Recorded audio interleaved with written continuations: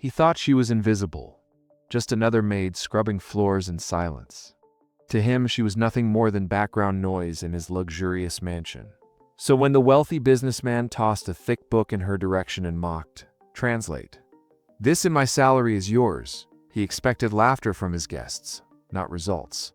But what he didn't know was that behind her humble uniform hid a gift so rare it would leave him speechless. How could a woman he dismissed so easily hold the power to turn his arrogance into shock? This is the moment everything changed. In the heart of a sprawling estate sat a mansion that glittered like a monument to excess. Marble floors shone beneath crystal chandeliers. Every corner of the house seemed designed to remind visitors of the man who owned it, Leonard Carrington. A millionaire with more money than humility. He thrived on spectacle, his parties a theater where he played the lead role of untouchable success. But for all the glamour that dazzled his guests, there were those in the background who kept the show running, the maids, cooks, and cleaners, who moved quietly, unnoticed. Among them was Amara, a black woman in her late 20s. She had arrived from another country, seeking honest work, and accepted a maid's job to support her family. She worked tirelessly, keeping her head down, blending into the fabric of the mansion's routine. Few guests even learned her name, and that was exactly how Leonard liked it. Staff should serve, not shine. But Amara was no ordinary maid. Behind the quiet demeanor was a sharp mind. Disciplined by years of study before life circumstances forced her into this role. She spoke multiple languages fluently, had a deep love for books, and carried within her a resilience forged from hardship. Yet none of this mattered in Leonard's world. To him, she was just another servant, placeable, invisible.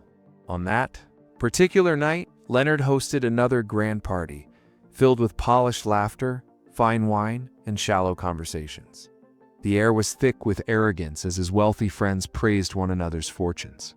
Amara moved silently among them, refilling glasses and clearing plates, her presence barely acknowledged. But little did Leonard know, the same woman he dismissed as just the help was about to become the center of the evening, and her quiet brilliance would expose his arrogance for what it truly was. If you were in Amara's shoes, standing in a room where no one saw your worth, how would you respond when finally given the chance to prove them wrong?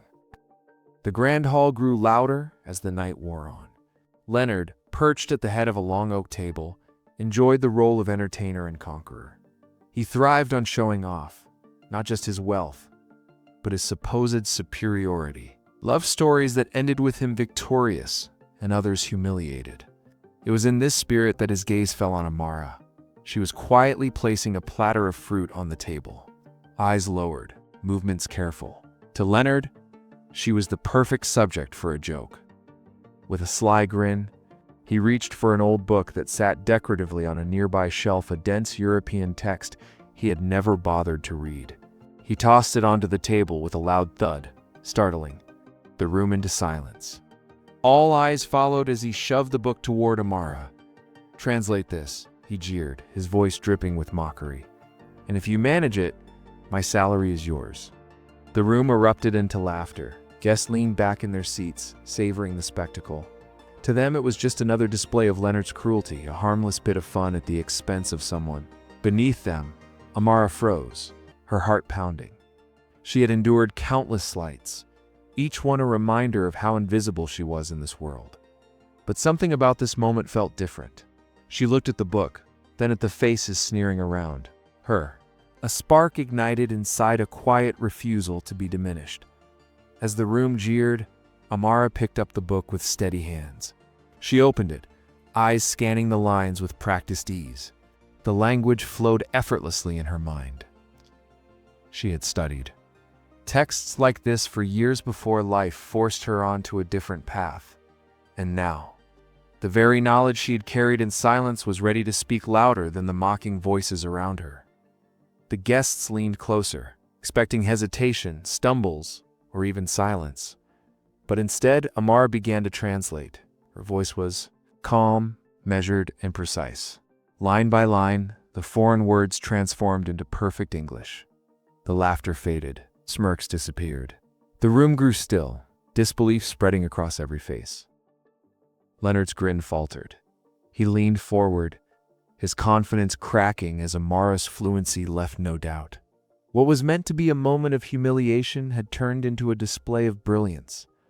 The power dynamics in the room began to shift, and for the first time that evening, Leonard was no longer in control. But the real test was yet to come. Would he admit defeat, or would his pride push him to strike back in ways that revealed an even darker side of his arrogance? The silence in the hall was deafening. Every guest stared, wide-eyed, as Amara's voice carried through the room with flawless precision. Each word she translated was a blow to Leonard's pride, stripping away the layers of superiority he had wrapped himself in for years. The man who had built his reputation on humiliating others now found himself cornered by a woman he had dismissed as invisible. Leonard's face flushed crimson.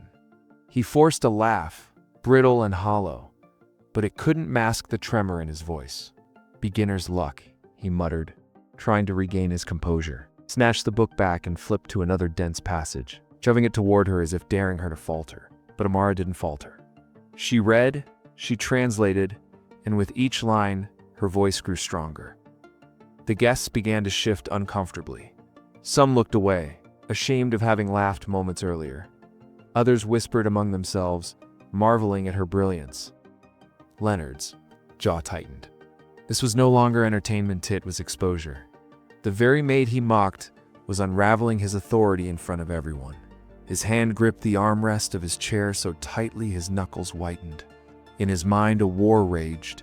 Should he escalate, lash out, crush her spirit before she completely shattered his image? Or would that only make him look weaker?